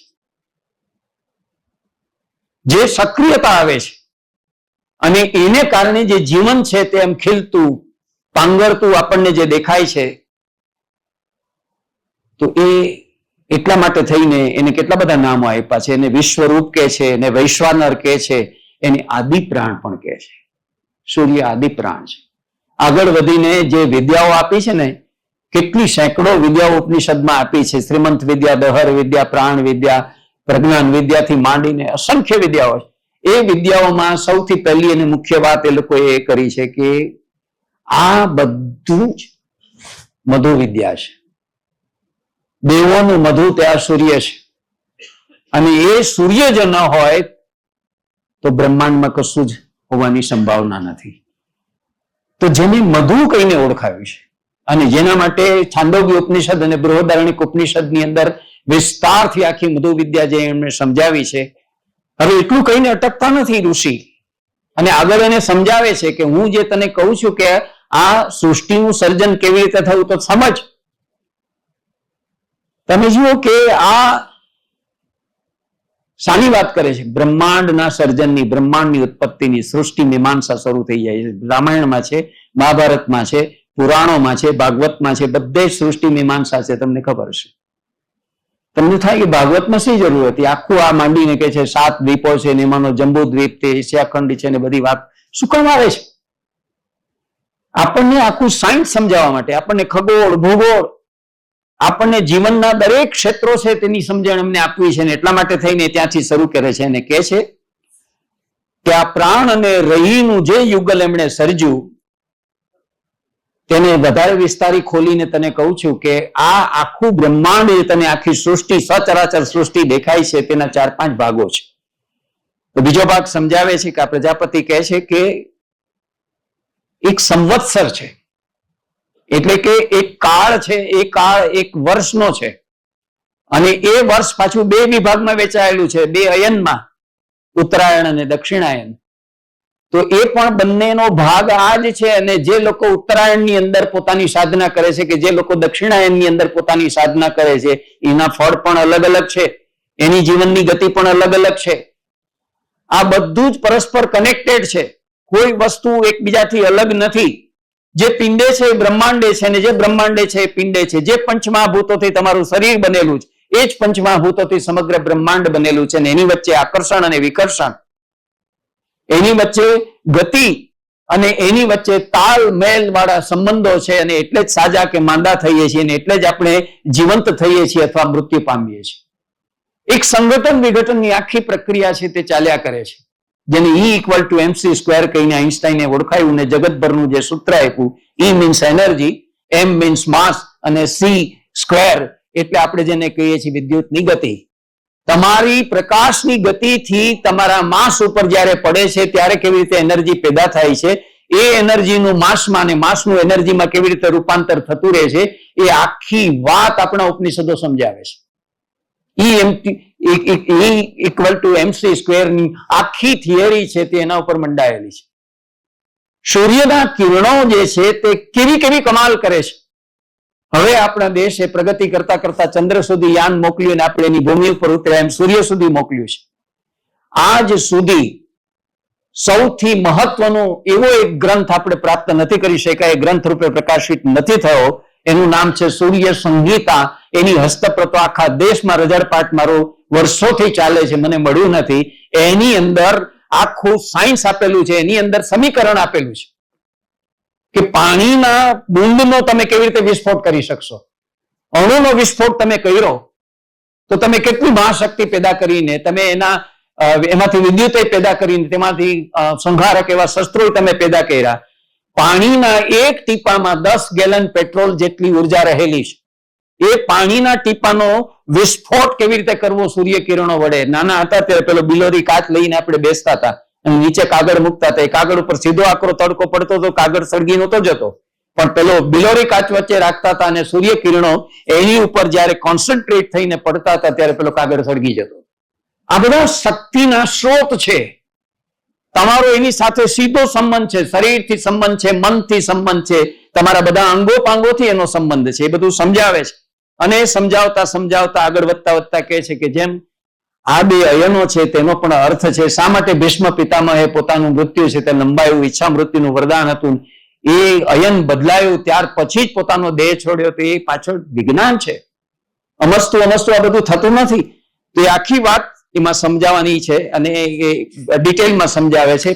પછી એ કહે છે કે આ તો મેં તને એક વસ્તુ સમજાવી, એથી આગળની વસ્તુ તને સમજાવું છું કે જ્યારે તપ, શ્રદ્ધા, બ્રહ્મચર્ય અને વિદ્યા દ્વારા આત્માને શોધનારા જે લોકો હોય છે તે ઉત્તર માર્ગે સૂર્યલોકમાં જાય છે અને અભય અને અમૃત છે તે પ્રાપ્ત કરે છે અને જન્મ મરણના ફેરા છે તે ટળી જાય છે. અને જે લોકો પોતે સ્વાર્થી થઈને પોતાનું જ હિત વિચારીને જ્યારે આવી ઉપાસનાની અંદર જાય છે ત્યારે લોકો પાછા આવાગમનના ફેરામાં, જન્મ મરણના ફેરાની અંદર છે તે ફર્યા કરે છે અને ચંદ્રલોકમાં જઈને પાછા ત્યાંથી આવે છે. તો આ બધી વાત સમજાવવી છે ને એટલા માટે કે તમારા જીવનમાં જે કંઈ શક્ય બને છે તે બધું જ આ શક્તિને કારણે બને છે. સૂર્ય અને ચંદ્રને કારણે શક્ય બને છે. તમારો વરસાદ વરસે છે તો એને કારણે વરસે છે, તમારી ઋતુઓ બદલાય છે તો એને કારણે બદલાય છે, તમારું ધન ધાન્ય પાકે છે તો એને કારણે બંધાય છે. તમે તમારા અન્ન વડે તમારા શરીરમાં પ્રજા ઉત્પન્ન કરનારું વીર્ય પેદા કરી શકો છો તો પણ એની શક્તિથી જે થઈ શકે છે. અને એમ તમારો આ પ્રજાતંતુ છે તે અસ્ખલિત છે તે આગળ ધપતો રહે છે. આખી વાત બરાબર સમજાવવાનો પ્રયત્ન કરજે. ઘણા રૂપકોમાં વાત કરી છે, આપણા બધા શાસ્ત્રો છે તમે જાણો છો કે રૂપકની અંદર વાત કરે છે, કેમ કે સીધી રીતે વાત નથી કરતા. એટલે બધું 7 આરાવાળો ચક્રવાળો રથ અને 7 વૈદિક સંતો ને બધું સમજાવવાનો ઘણો બધો પ્રયત્ન છે કે આખી વાતમાં આપણને સમજાવે છે કે એ સંવત્સરના 2 ભાગ, એવી રીતે દિવસ અને રાત્રિના 2 ભાગ, એવી રીતે પાછા જે છે તે એમાં પણ પક્ષો, શુક્લ પક્ષ અને કૃષ્ણ પક્ષ એવા 2 પખવાડિયા આવે. આ બધું જ આયોજન પૂર્વકનું છે. વેલ થોટ, વેલ પ્લાન. આ બધું અમસ્તું નથી, એની પાછળ પૂરેપૂરું જીવન વિજ્ઞાન છે તે આખી વસ્તુ સમજાવે છે. અને પછી એના એ બધા રૂપો સમજાવતા આવે છે કે આ અન્ન અને રતિ, આ 2 વડે થઈને આ મનુષ્ય જાતિ છે તે ઉત્પન્ન થાય છે અને 2 વિના ચાલશે નહીં. એ બધી વાતો સમજાવીને બધા એના ભેદો પણ સમજાવે છે. અને એ સમજાવ્યા પછી બીજો પ્રશ્ન છે તે આટલું એની સૃષ્ટિ મીમાંસા કે આ સર્જન કેવી રીતે થયું બ્રહ્માંડનું ને સચરાચર સૃષ્ટિનું તેનું જ્ઞાન આપ્યું કે ભાઈ આ રીતે છે તે પ્રાણ ઉત્પન્ન થાય છે અને પ્રાણ તત્વ છે તે મુખ્ય છે. તો એ પ્રાણ તત્વ આપણી અંદર રહે છે તો એકલો પ્રાણ પણ કામનો નથી ને એની સાથે જે ઉર્જા જોઈએ એ ઉર્જા આપણી અંદર ચૈતન્ય રૂપે કેવી રીતે પ્રવેશે છે તેની વાત આપણે માતૃ મહિમામાં નવરાત્રિમાં પણ આપણે કરીએ છીએ, જેને ભગવતી ચિતિ પરાંબિકા આપણે કહીએ છીએ, માં આદ્યાશક્તિ કહીએ છીએ, જે ખુદ પ્રકૃતિનું સ્વરૂપ છે. અને જે પ્રકૃતિ આપણી અંદર એક ઉર્જા રૂપે પ્રવેશે છે અને એ ઉર્જા એ કેવી રીતે મેન્ટેન થાય છે એની વાત પણ બધી આમાં સમજાવી છે. બીજો પ્રશ્ન છે તે વૈદર્ભી ભાર્ગવ છે તે પૂછે છે. બીજો શિષ્ય બીજો પ્રશ્ન લઈને આવે છે અને પૂછે છે કે ભગવાન, દેવતાઓ કેટલા છે? કેટલા દેવતાઓ આ પ્રજાને ધારણ કરે છે અને તેમને એમાંથી કેટલા પોતાની શક્તિઓ છે તે પ્રગટ કરે છે અને તેમાંથી મુખ્ય દેવતા કોણ છે? તમે જુઓ, દેવતા શબ્દ પ્રયોગ કરે છે. ધ્યાનમાં રાખવાનું એ છે કે આ જે પ્રાણ પ્રજા જે ઉત્પન્ન થઈ એ પ્રજાને ધારણ કરનાર દેવતા કોણ છે? તો દેવતાનો સાદો ડિક્શનરી મિનિંગ તો આપણે જાણીએ છીએ, સડકતો કોયલો એને આપણે દેવતા કહીએ છીએ. એ દેવતાની વાત નથી, પણ સાંભળતો માણસ બેરો થઈ જાય તો આપણે કહીએ છીએ કે એના કાનના દેવ રૂઠા છે. દેખતો માણસ છે આંધળો થવા લાગે તો આપણે કહીએ છીએ કે એના આંખના દેવ રૂઠ્યા છે. તો દેવો અને દેવીઓ બીજું કશું જ નથી, આપણને પ્રાપ્ત થયેલી શક્તિઓ છે. કુદરત તરફથી, પરબ્રહ્મ તરફથી, પરમાત્મા તરફથી મળેલી જે પરમ શક્તિઓ જે આપણને પ્રાપ્ત થઈ છે તે દેવ દેવીઓ છે. પણ એમાંથી કોણ ધારણ કરે છે? એટલે આખી વાત કેટલી વ્યવસ્થિત રીતે સમજાવે છે. તમને કહે છે કે જુઓ ભાઈ, 5 દેવો મુખ્ય છે. કયા 5 દેવો? જે પંચમહાભૂતો છે તે ક્ષિતિ, જલ, પાવક, ગગન, સબીર. આ જે છે તે મુખ્ય દેવતાઓ છે. શા માટે પંચાયતનનો ખ્યાલ આદિ શંકરાચાર્ય મૂક્યો? દરેક વસ્તુમાં ચમત્કાર જોઈને આપણે જેને ભજવા માંડ્યા હતા, આપણે અજ્ઞ હતા, અબૂધ હતા અને બધામાં ભગવાન જોઈને આપણે બાળી ગયેલી માન્યતામાં રાજતા હતા, ત્યારે એમાં એક વ્યવસ્થા ઉભી કરવા માટે આદિ શંકરાચાર્ય મહારાજે 5 આપણને દેવતાઓની વાત કરી કે ભાઈ ધરતી, તમારું જે 5 મહાભૂતો છે તેનું જ પૂજન કરવાનું હોય, તેનું જ અર્ચન કરવાનું હોય. ધરતીના દેવતા ગણપતિ છે, જલના દેવતા વિષ્ણુ છે, અગ્નિના દેવતા સૂર્ય છે, આદિત્ય છે, અને શ્વાસના કે વાયુના જે દેવતા છે એ દેવી છે ભગવતી પરાંબિકા, અને આકાશના દેવતા શિવ છે. તો આ પાંચની તમે પૂજા કરો એટલે તમારું જે પંચમહાભૂત છે, જે બ્રહ્માંડમાં રહેલું છે, તમારામાં રહેલું છે, એને બધું પૂજન અર્ચન પહોંચી જાય છે. એની ખરેખર પૂજા કરવાની. જે રીતે બાલકૃષ્ણે પોતાના પિતાને અને નંદગોપોને સમજાવ્યું હતું કે ઇન્દ્રની આરાધના કરવાની જરૂર નથી, આરાધના કરો આ ગોવર્ધન પર્વતની, જે તમારા ક્ષેમ કુશળનું બધું જ એ પૂરું પાડે છે, તમારે એની પૂજા કરવાની હોય. એમ આ સમજાવે છે કે તમારે, શંકરાચાર્ય સમજાવે છે કે તમારે જે કરવાનું છે તે આ પાંચનું અર્ચન અને પૂજન કરવાનું છે. તો ગણપતિની સાધના છે એ કર્મ સાધના છે, વિષ્ણુની સાધના એ ભક્તિ સાધના છે, સૂર્યની સાધના એ જ્ઞાન સાધના છે, દેવીની સાધના એ યોગ સાધના છે, અને શિવની જે સાધના છે તે શબ્દ બ્રહ્મની સાધના છે. તો આ બધી સાધનાઓ વડે તમે ત્યાં સુધી પહોંચી શકો છો. આખી વાત પણ તાર્કિક રીતે આપણને સમજાવે છે. અને આ પાંચ વિરાટ દેવતાઓની સાથે સાથે આપણા શરીરમાં જે વાણી છે, મન છે, ચક્ષુ છે, આ બધું જે છે એટલે કે આપણી જે જ્ઞાનેન્દ્રિયો છે, આપણી જે કર્મેન્દ્રિયો છે, એ બધી દેવતાઈ અવતાર રૂપે, દેવતાઈ શક્તિ રૂપે કામ કરે છે. આખું કેન ઉપનિષદ એની ઉપર છે અને પૂછે છે કોણ આ કરી રહ્યું છે, આ તું કર એવો આદેશ આપનાર અને એને અનુસરીને આપણી ઇન્દ્રિયો કામ કરે છે, તો એ કોણ છે? એટલા માટે તો નામ કેન ઉપનિષદ પડ્યું. તો એવી આપણી જે કંઈ બાકીની ઇન્દ્રિયો છે એ બધાને પ્રાણ છે તે ધારણ કરે છે. અને પ્રાણ ન હોય તો કોઈ ઇન્દ્રિય પણ કશું કામ કરી શકે નહીં. શરીરમાંથી જ્યારે પ્રાણ ચાલ્યો જાય ત્યારે બાકીની કોઈ ઇન્દ્રિયો, કોઈ અંગુપાંગો કામ કરતા નથી. આપણે એમ કહીએ છીએ કે આ નિષ્પ્રાણ થઈ ગયો. જેમાંથી પ્રાણ ચાલ્યો ગયો છે તે, એટલે કે હવે મળદું થઈ ગયો, હવે એ નિર્જીવ થઈ ગયો, એમ આપણે કહીએ છીએ. તો એવી આખી જે પરિસ્થિતિ છે સમજાવે છે કે મુખ્ય દેવ તો પ્રાણ જ છે. એટલે બધા દેવોમાં કોણ મુખ્ય છે? તો ઉદાહરણ આપીને કહે છે કે એવો પ્રયોગ કરી ગયો, સૌને એમ હતું કે અમારું મહત્વ છે, અમે જ બહુ અગત્યના છીએ. અને ત્યારે વારાફરથી એક વર્ષ માટે બધાએ બહાર નીકળીને જોયું, પણ જેવો પ્રાણ નીકળવા ગયો, પ્રાણે પેલા સમજૂતી આપી કે ભાઈ હું મુખ્ય છું, મારા કારણે તમે બધા છો, તો સ્વીકાર્યું નહીં. અને પછી જયારે પ્રાણ નીકળવા ગયો ત્યારે બધા જ એક સાથે બહાર નીકળી પડ્યા એવું થયું અને સ્વીકાર્યું કે ભાઈ ખરી વાત છે, તમે જ મુખ્ય દેવતા છો અને તમે બહાર નીકળશો તો અમે કોઈ જીવિત નહીં રહી શકીએ. આખી પ્રાણ કેવી રીતે આપણે આખા બ્રહ્માંડને, આખી સૃષ્ટિને, આપણા શરીરને કેવી રીતે ધારણ કરે છે, કેવી રીતે મુખ્ય દેવ છે, એની આખી વાત સમજાવે છે. અને આ પ્રાણ છે તે જ આ બધી વસ્તુનો નિષ્પાદક છે. એ આખી વાત પણ આપણને બહુ સરસ રીતે સમજાવે છે. જેમ માતા પુત્રનું રક્ષણ કરે તેમ પ્રાણ આપણું કેવું રક્ષણ કરે છે, બધું ઉદાહરણથી બહુ સરસ રીતે એમણે સમજાવ્યું છે. ટૂંકમાં કહેવાનો મતલબ એ છે કે આખું સુક્ત આવે છે અથર્વવેદમાં, એનું નામ છે પ્રાણ સુક્ત. એ પ્રાણ સુક્તનો બહુ સરસ મજાનો ટૂંકમાં સારાંશ આ એક પ્રશ્નના જવાબ રૂપે એને બહુ સારી રીતે આપી દીધો છે. ત્રીજો પ્રશ્ન છે તે ત્રીજો શિષ્ય છે કૌશલ્ય આશ્વાલયન. એ પૂછે છે ગુરુને અને પ્રાણ વિશે જ પ્રશ્ન પૂછે છે. બહુ ધ્યાનથી સમજજો. આપણને મનમાં જે પ્રશ્નો ઉઠે છે એ પ્રશ્નો આપણું મુખ બનીને, આપણું માઇક બનીને આ લોકો પૂછે છે. આપણા મનમાં ઘણીવાર આ પ્રશ્ન ઉઠતો હશે કે આ પ્રાણ છે શું? શરીરમાં ક્યાંથી દાખલ થાય છે? શરીરમાં ક્યાં રહે છે? શરીરમાં શું કામ કરે છે? શરીરમાંથી બહાર નીકળી જાય છે તો કયા માર્ગે નીકળી જાય છે?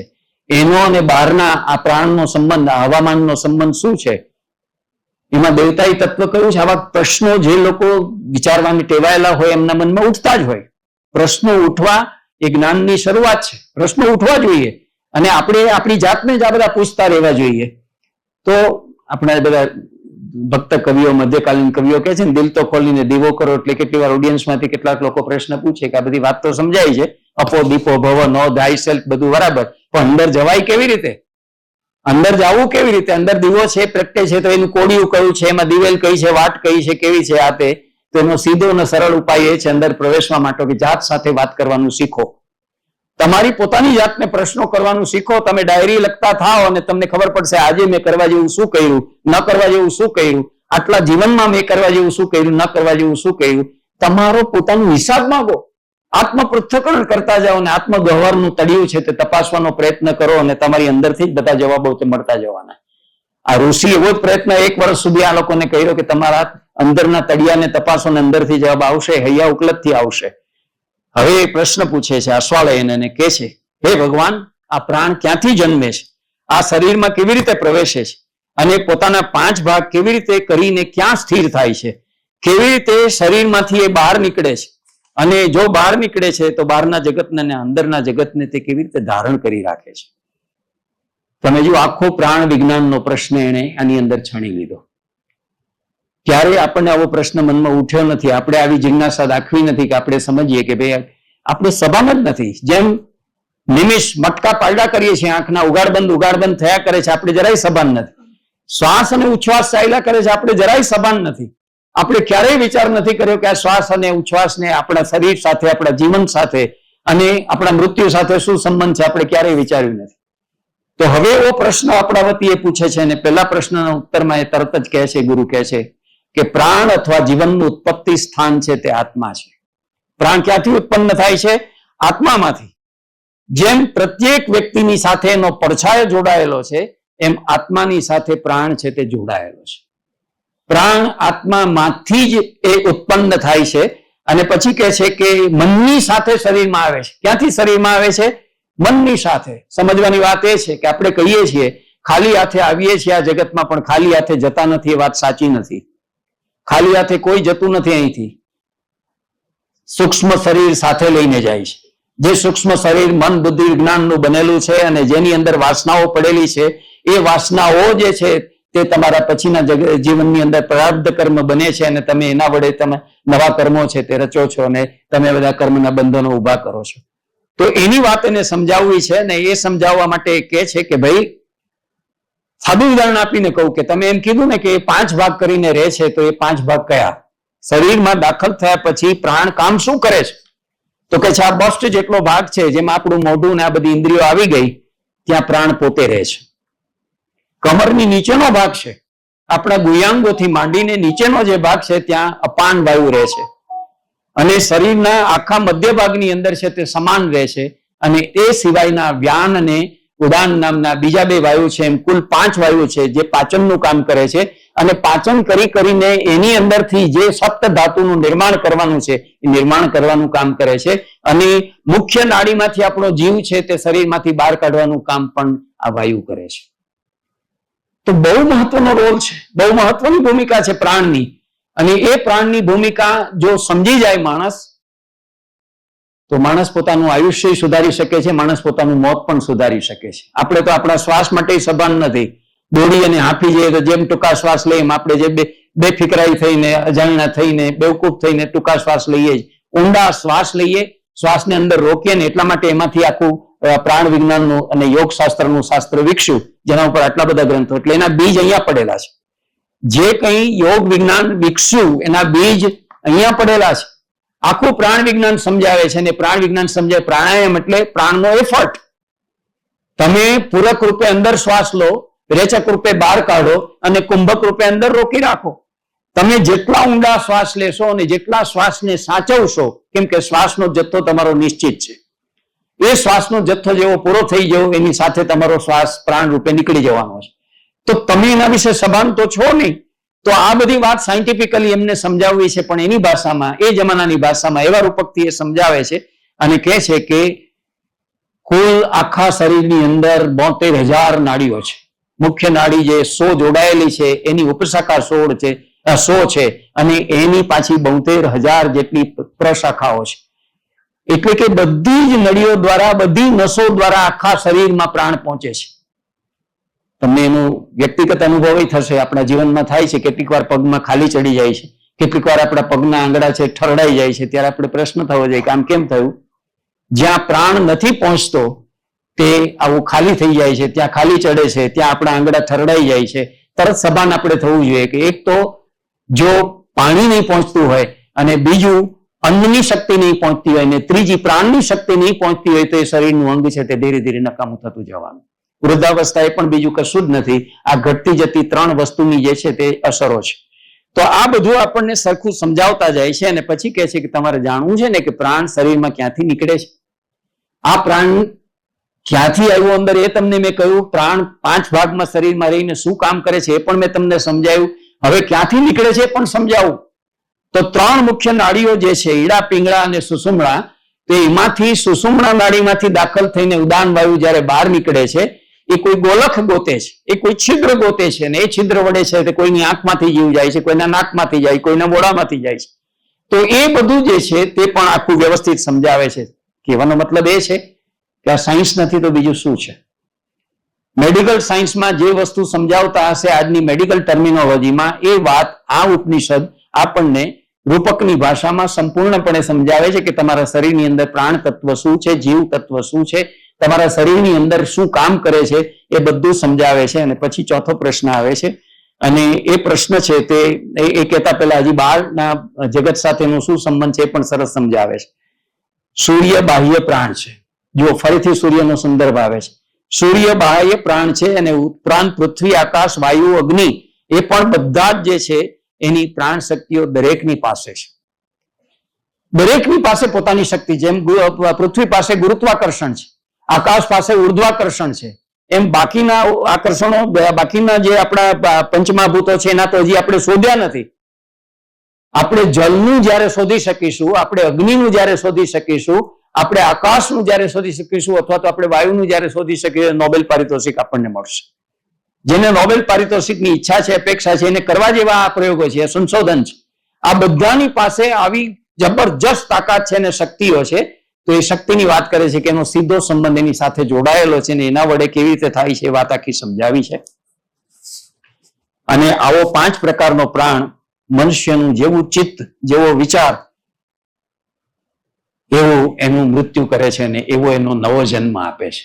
એટલે જે સાદી રીતે આપણે કહીએ છીએ કે મરતી વખતે જે વિચાર મનમાં આવે, જે વાસના રહી જાય, એવો ફરીથી પૂર્ણ કરવા માટે પાછો જન્મ આવે છે. ખરેખર તો શું છે આ બધું? મન, બુદ્ધિ, ચિત્ત અને અહંકાર, જે આપણે કહીએ, ભગવાને 6 સાધનો આપણને આપ્યા છે.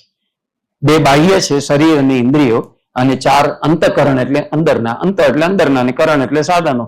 મન, બુદ્ધિ, ચિત્ત અને અહંકાર.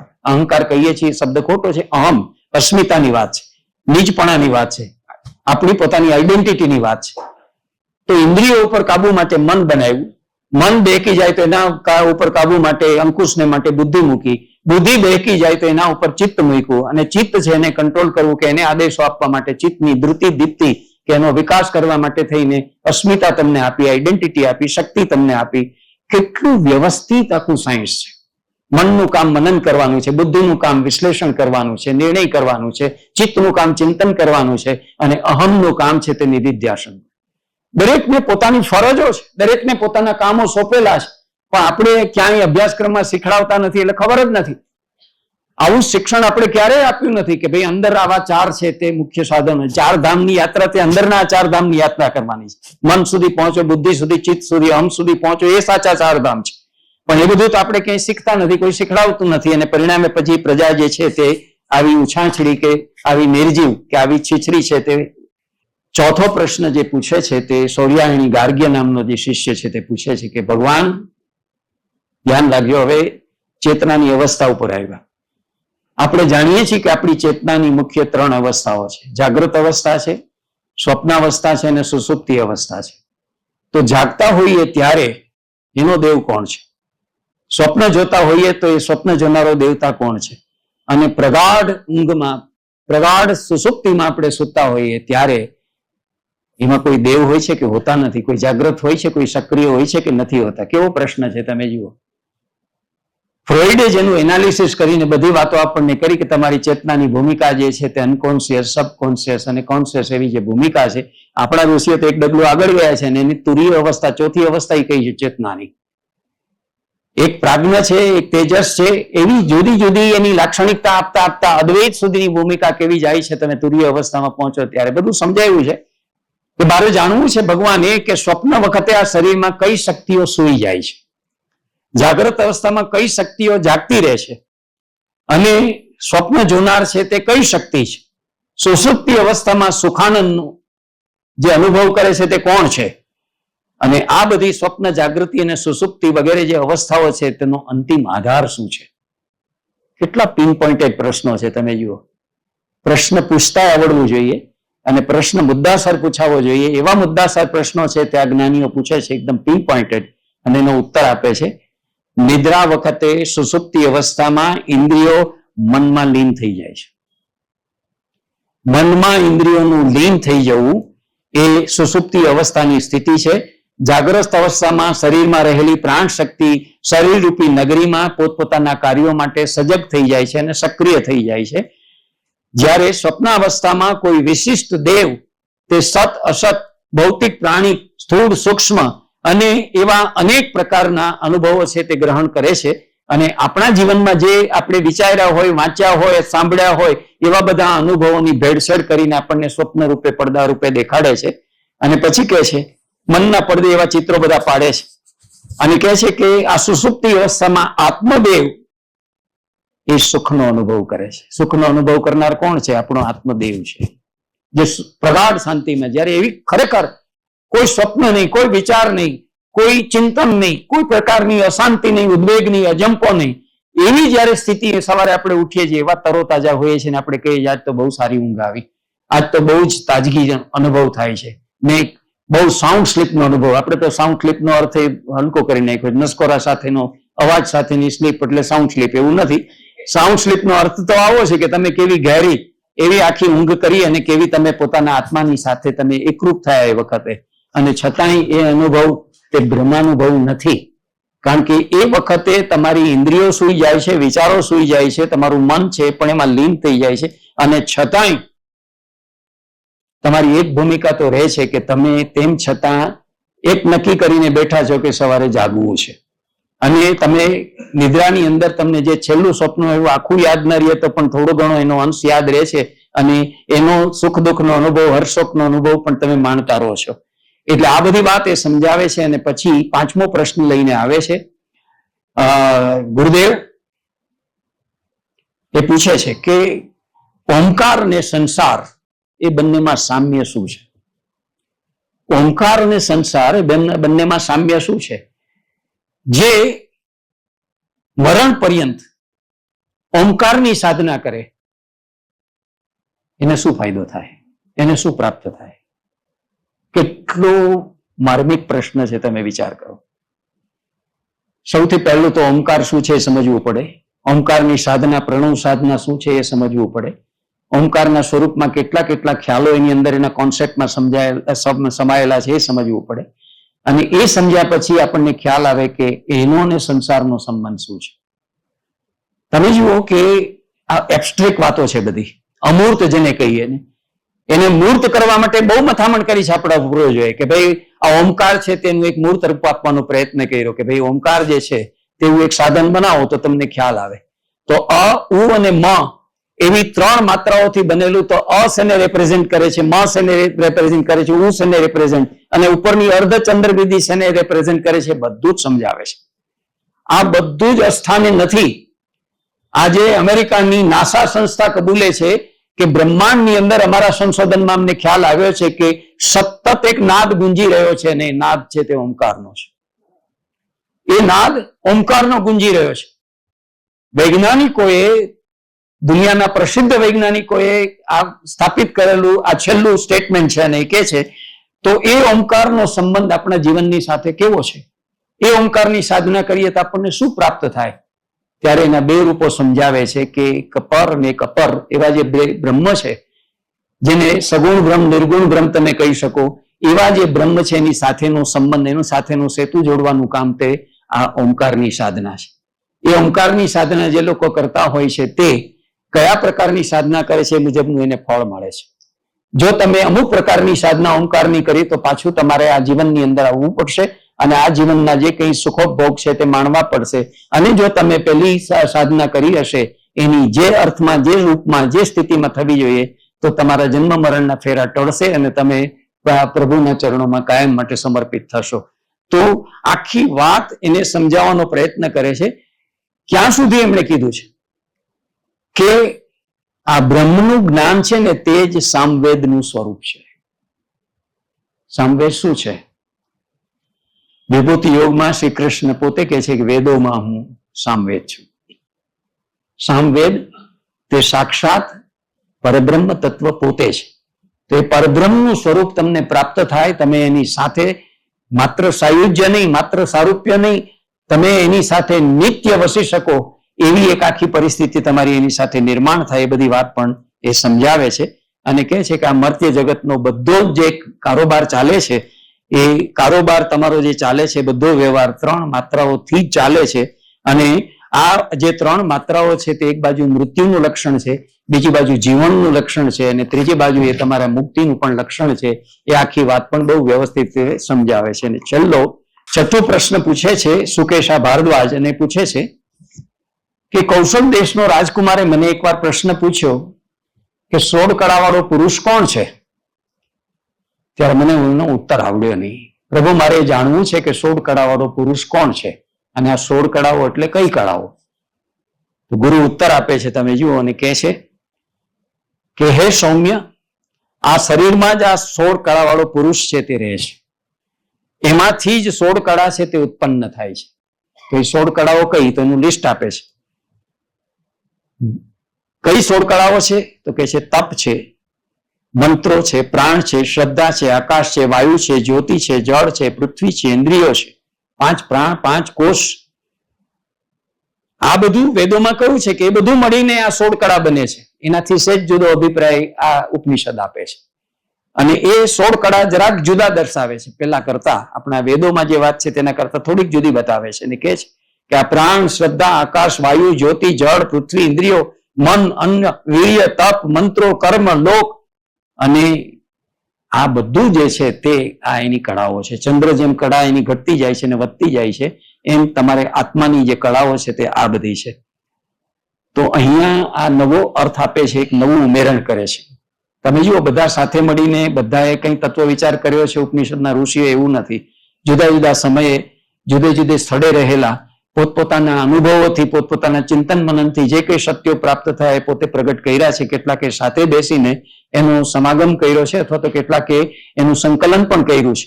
પણ એ બધી વાતો કાવ્યની રીતે કહેવાયેલી છે, તત્વજ્ઞાનની રીતે કહેવાયેલી નથી. રૂપકની ભાષામાં ને કાવ્યની રીતે કહેવાયેલી છે. અને એટલે સમજાવવા માટે હવે એક રૂપક વાપરે છે. જેવી રીતે સમુદ્ર તરફ વહેતી નદીઓ સમુદ્રને મળીને એમાં વિલય પામી જાય છે, અને પોતાના નામ રૂપ છેવટે બાકી રહેતા નથી, નામરૂપ પણ શેષ થઈ જાય છે, પછી એ સમુદ્ર તરીકે જ ઓળખાય છે. તેમ આ બધું જોનારા દ્રષ્ટાની પુરુષ તરફ જતી 16 કળાઓ આત્મપુરુષની અંદર મળીને વિલય પામી જાય છે. તમારી અંદર રહેલો અંતરાત્મા તે 16 કળાવાળો પુરુષ છે. તમે એને ઓળખવાનો, સમજવાનો પ્રયત્ન કરો, અને એની અંદર જ લય પામવાનો પ્રયત્ન કરો. તો બધા જ ઉપનિષદોનો જે મુખ્ય પ્રતિપાદિત સિદ્ધાંત છે તે એ છે, એક તત્વમાંથી જે પેદા થયું છે ને એમાં જ જેનો લય થવાનો છે, એવું પરબ્રહ્મનું જે તત્વ છે એ તત્વને જાણવા, સમજવાનો પ્રયત્ન કરો, જે તમારાથી જુદું નથી. એટલે કે જે પિંડે છે તે બ્રહ્માંડે છે, ને બ્રહ્માંડે છે તે પિંડે છે. બ્રહ્મ સત્યમ જગન મિથ્યા જીવો બ્રહ્મૈવ ના પર. બ્રહ્મ સત્ય છે, જગત અસત્ય છે એમ નથી કીધું, મિથ્યા છે એમ કીધું છે. કારણ કે આ જગત પણ બનાવેલું છે ઈશ્વરે, પણ સંસાર તમારો બનાવેલો છે. સંસાર મિથ્યા છે. અને એથી આગળ વધીને કે છે જીવ અને બ્રહ્મ એ બંને વચ્ચે કોઈ ભેદ નથી, એ તો બંને એક છે. તો જે જીવાત્મા છે, પરમાત્મા છે, એનો જ અંશ છે, અને બંનેની વચ્ચે એકતા છે. તો તમારી અંદર રહેલો જે જીવાત્મા છે, જે તમારી આ બધી ક્રિયાઓને દોરે પ્રેરે છે, જે સાક્ષી છે, જે તટસ્થ છે, એ બધી તમારી વસ્તુનું ચિત્રગુપ્તના ચોપડાની જેમ બધું જ નોંધ કર્યા કરે છે અંદર ગુપ્ત ચિત્ર રૂપે. એ તમારો આત્મા છે, તે જ સાચો પુરુષ છે. અને એ પુરુષ જે છે તે આ બધી સકળ કળાઓનું ધારણ કરનારો છે. અને એને સમજાવવા માટે બીજું સરસ રૂપક આપે છે કે કોઈ રથનું પૈડું હોય તો એના બધા જ આરાઓ જેમ એની નાભીમાં, એના હબમાં બધા ગોઠવાયેલા રહે છે, તેમ તમારી જીવનની બધી પ્રવૃત્તિઓ, તમારી બધી ઇન્દ્રિયો, તમારી બધી બુદ્ધિની ચેનલો જે કંઈ છે તે બધું જ આ રીતે આ તમારી અંદર રહેલા આત્માની અંદર છે, એ નાભીમાં, એ પિવટલ પોઈન્ટની અંદર, એ જેને આપણે કહીએ પ્રકારે તમારું જે મુખ્ય હબ છે તેની સાથે જોડાયેલી છે. અને જો આ તમે જાણી જશો, આ તમે સમજી જશો, તો પછી તમારો ઉદ્ધાર છે. પછી જગતની કોઈ તાકાત તમને પરબ્રહ્મની સાથે એકરૂપ થતા બચાવી નહીં શકે. તમે પોતે જ પરબ્રહ્મ સ્વરૂપ થઈ શકશો. એક મોટી સભા ચાલી રહી હતી. અસાધારણ વક્તા હતા, અને ઓડિયન્સ પણ બહુ જ સ્ક્રીમ ઓડિયન્સ હતું. વક્તા હતા સ્વામી વિવેકાનંદ. એટલું સુંદર વ્યાખ્યાન આપ્યું કે વ્યાખ્યાન પૂરું થયું, આખું ઓડિયન્સ સ્પેલબાઉન્ડ, મંત્રમુગ્ધ, કોઈ ન બોલે કે ન ચાલે. આમ ચિત્રમાં હોય ને એવું આખું સ્થિર થઈ ગયું બધું. એટલો બધો પ્રભાવ પડ્યો, એટલી સરસ વાત એમણે કરી હતી. અચાનક જ આમ પાછવાડે છેલ્લે બેઠેલો એક માણસ, જબ્બો લેંગો પહેરેલો વેપારી જેવો દેખાતો ઉભો થઈ ગયો. સ્વામીજી, તમે આજ અદભુત વાત કરી, તમે ખૂબ સરસ પ્રવચન આપ્યું અને ખૂબ કિંમતી વાતો તમે સમજાવી, પણ હું રહ્યો વેપારી માણસ, રૂપિયાના પાઈનો માણસ, તમારી વાતોમાં મને જાજી ગતાગમ પડી નહીં. મારો તો સાદો અને સીધો પ્રશ્ન એટલો છે કે હું અહીંયા સભાના આ ઓડિયન્સના છેવાડે ઉભો છું, ત્યાંથી તમારા સુધી આવું તો મને ઈશ્વર મળે? ઈશ્વરને પામવાનો આવો કોઈ ટૂંકો માર્ગ છે એ મને કહો. પેલા તો આવો પ્રશ્ન કર્યો ને ઉભો થઈને, લાખો ઓડિયન્સને ધિક્કારવા મળ્યો, ચાલો બેવકૂફ લાગે છે. આટલું સરસ પ્રવચન સ્વામીજીએ આપ્યું, આટલા મંત્રમુગ્ધ થઈ ગયા, આટલી બધા ઉપર અસર પડીને આવું પૂછે છે. પણ પછી જયારે એને પૂછ્યું કે આવો કોઈ ટૂંકો માર્ગ હોય ઈશ્વરને પ્રાપ્ત કરવાનો હોય તો બતાવો, એટલે બધા કાન સરવા કરીને સારું થયા આને પૂછ્યું. બધા એકદમ ઉત્તેજિત થયા કે હવે સ્વામીજી શું જવાબ આપે છે. સ્વામીજી હસતા હસતા કીધું કે હા, છે ટૂંકો માર્ગ છે ભાઈ, તું ત્યાંથી અહીં સુધી આવ એટલો લાંબો નથી, એથી ટૂંકો છે, 3 જ ડગલા ભરવાના છે. એટલે આખું ઓડિયન્સ એકદમ સભાન થઈ ગયું, આજ તો ન્યાલ થઈ જશે. 3 ડગલે જો ભગવાન મળી જતા હોય, પરમાત્મા મળી જતા હોય, તેથી રૂડું શું, બીજું શું જોઈએ, જલ્દી બતાવો. બધા અધીરા થઈ ગયા. ત્યારે કે છે જો બરાબર ધ્યાનથી સાંભળજો, પહેલું ડગલું તમારે ભરવાનું છે તે આ કે આ સંસાર એ વિચારો અને વિકારોનો ખેલ છે. આ સંસાર એ વિચારો અને વિકારોનો ખેલ છે. બોલો સમજાણું? સ્વામીજીએ પૂછ્યું. એટલે પેલા વેપારીએ જ બધા વતી જવાબ, હા એ તો સમજાય એવી વાત છે કે વિકારમાંથી પેદા થયા છીએ અને વિચાર છે એ જ જીવન છે, વિચાર વગર તો જીવન ચાલતું નથી. પણ આમાં ભગવાન ક્યાં આવ્યા? જલ્દી ભગવાનને બતાવો ને, ટૂંકો માર્ગ દેખાડો ને. તો કે શાંતિથી સાંભળતો કરો, હજી તું પૂરું સમજ્યો નથી. આ સંસાર એ વિચારો અને વિકારોનો ખેલ છે. હું ખેલ શબ્દ ચૂકી ગયો. ઇટ્સ અ ક્રીડનક, ઇટ્સ અ પ્લે. આ એક નાટક છે, ખરેખર છે નહીં, આ એક અભિનય છે. અચ્છા, પછી બીજું પગલું શું? આ સંસાર એ વિચારો અને વિકારોનો ખેલ છે, પ્રથમ ડગલું. આ વિચારો અને વિકારો એ મનનો ખેલ છે, આ બીજું પગલું. એ મનનો ખેલ છે. બોલો આ સમજાણું? શું સ્વામીજી તમે પ્રશ્ન કરો છો? પેલો કહે છે મન છે એટલે તો માણસ કહેવાય છીએ, અને મન છે એટલે તો રાગાવેગ છે, મન છે એટલે રાગ દ્વેષ છે, મન છે એટલે બધું છે. મન ન હોય તો માણસ ક્યાંથી હોવાનું? મન ન હોય તો બંધન, મૃત્યુ, મોક્ષ ક્યાંથી બધું હોવાનું? મનના જ બધા ખેલ છે, સમજીએ છીએ. પણ ખેલ છે, હજી ધ્યાન આપતું, ખેલ શબ્દ અગત્યનો છે, મનના ખેલ છે. તો હવે જલ્દી ત્રીજું પગથિયું બતાવો. તો કે આ મન એ ચિત્તનો ખેલ છે. આ મન એ ચિત્તનો ખેલ. આ ન સમજાણું સ્વામીજી. કેમ શું ન સમજાણું? તો કે અમે તો મન અને ચિત્ત બેને એક જ સમજીએ છીએ. મનથી ચિત્ત કેવી રીતે થયું? કે સમજાવું તમને. મન એટલે વિચારનો પ્રવાહ. સતત વિચારો આવ્યા કરે. તમારું મન છે તે માકડાની જેમ, મન છે તે મીંદડાની જેમ, મન માછલાની જેમ અહીં તઈ ઉડાઉડ કરે, કુદાકુદ કરે, તૈરા કરે, નાશભાગ કરે. એવું ચંચળ છે. તમે એકવાર નક્કી કરો કે મારે વિચાર નથી કરવો, વિચાર બંધ કરવો છે, તો બંધ ઓરડામાં ચામાચીડી વાંટા મારતો હશે, મેં વિચાર જ આવ્યા કરશે. વિચાર નથી કરવો, વિચાર નથી કરવો, વિચાર નથી, પણ વિચાર બંધ નહીં થાય. વિચારની સાંકળ એનું નામ મન છે.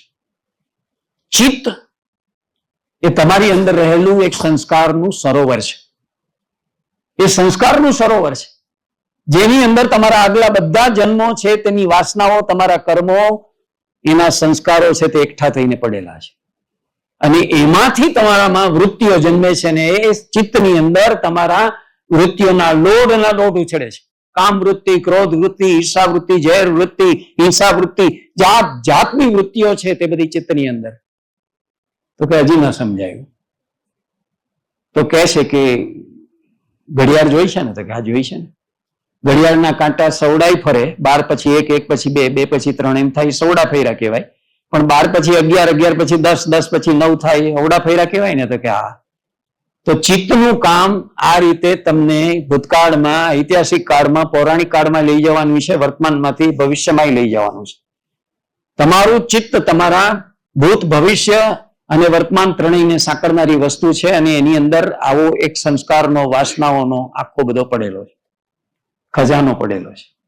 ભગવાન આ બધી જ્ઞાનની વાતો પાછી તમે ક્યાં આડીઅવડી કરવા માંડ્યા? ભગવાન દેખાડો ને 3 પગથિયે ભગવાન તો આવ્યા નહીં. તમે તો કીધું હતું 3જે પગથિયે ભગવાન. તો કે ગાંડા, આ ત્રીજું જો તું સમજી જઈશ જીવનની અંદર, સંસાર વિચારો ને વિકારોનો ખેલ છે, વિચારો ને વિકારો મનનો ખેલ છે, મન ચિત્તનો ખેલ છે, આટલી જો વાત તું સમજી જઈશ તો તું પોતે જ ભગવાન બની જઈશ. સામે ભગવાન મળશે એમ નહીં, તું પોતે ભગવાન બની જઈશ. કારણ કે ચિત્ત તે જ ચૈતન્ય છે.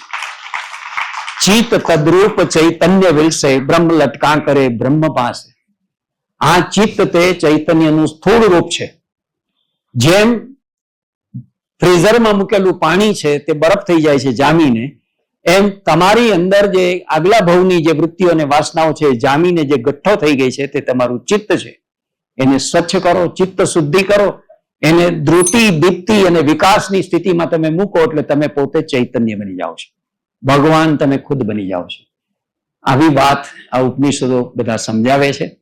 મારી સમજમાં જેટલું ઉતર્યું એટલું મારી બાળક જેવી કાલી ગલી ભાષામાં તમને સમજાવવાનો મેં પ્રયત્ન કર્યો છે.